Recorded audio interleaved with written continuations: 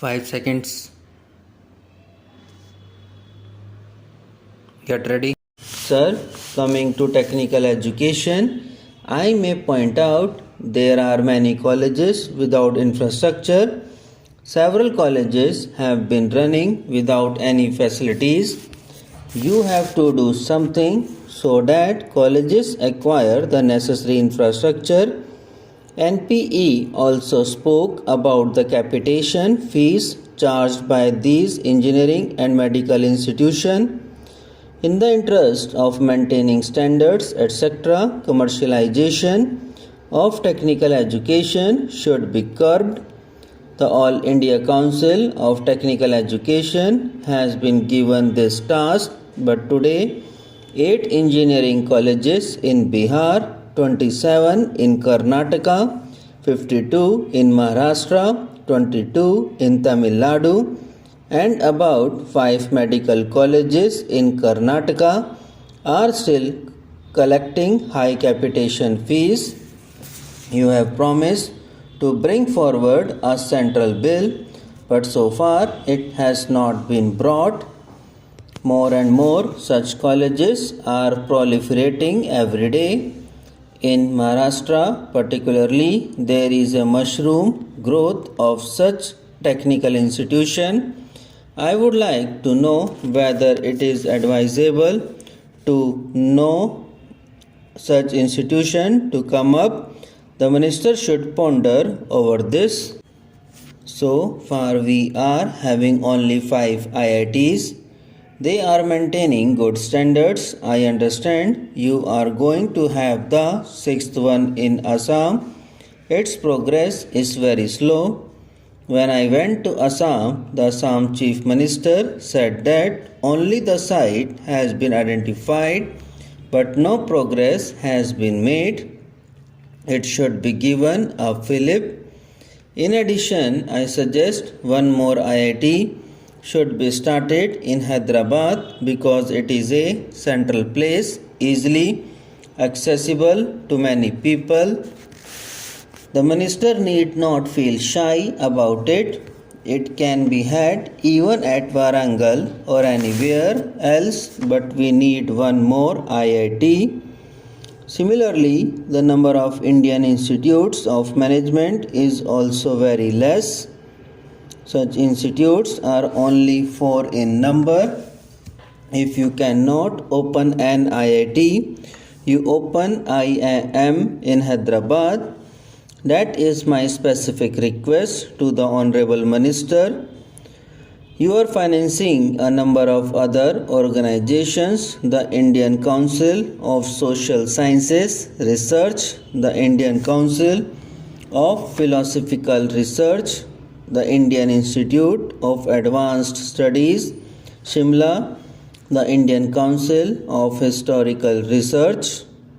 I know some of them are doing a good work, but I do not know if the money allotment is just sufficient for salaries and maintenance of the buildings.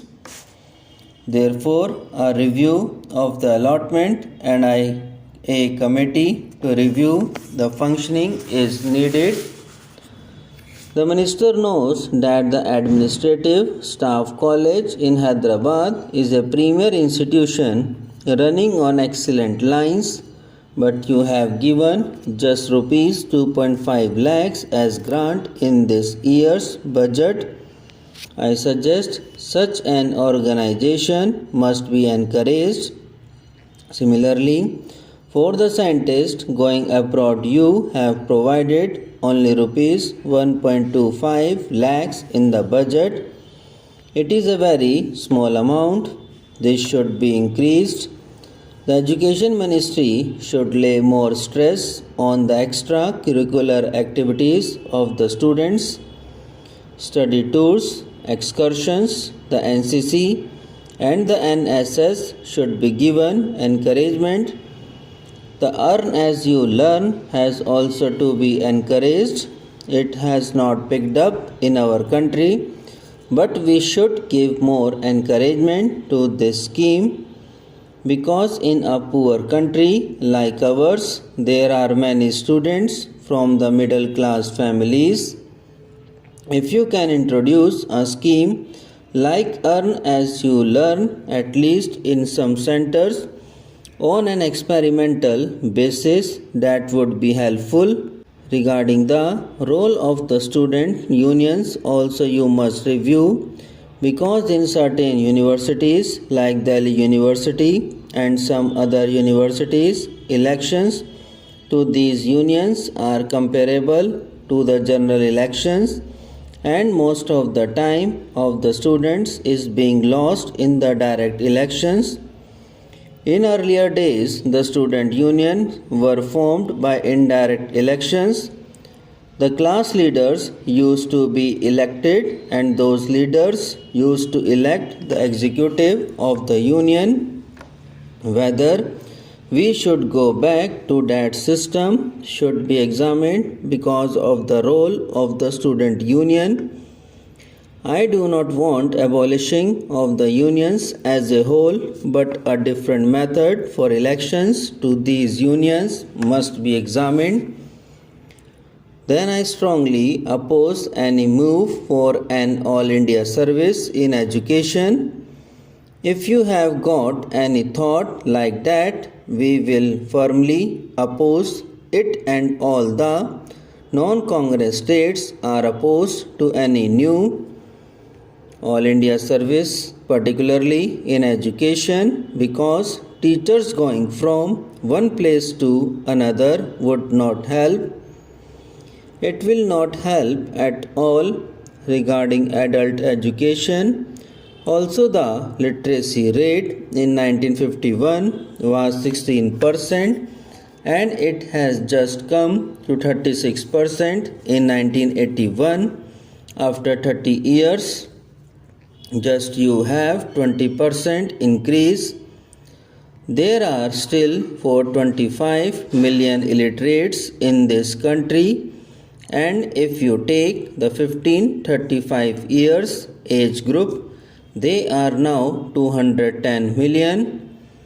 It is a very explosive situation.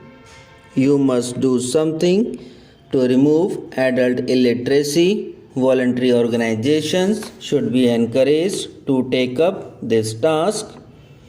Regarding the role of the student unions, also you must review, because in certain universities like Delhi University and some other universities, elections into these unions are comparable to the general elections, and most of the time of the students is being lost in the direct elections. Subscribe now and press the bell icon. Never miss an update.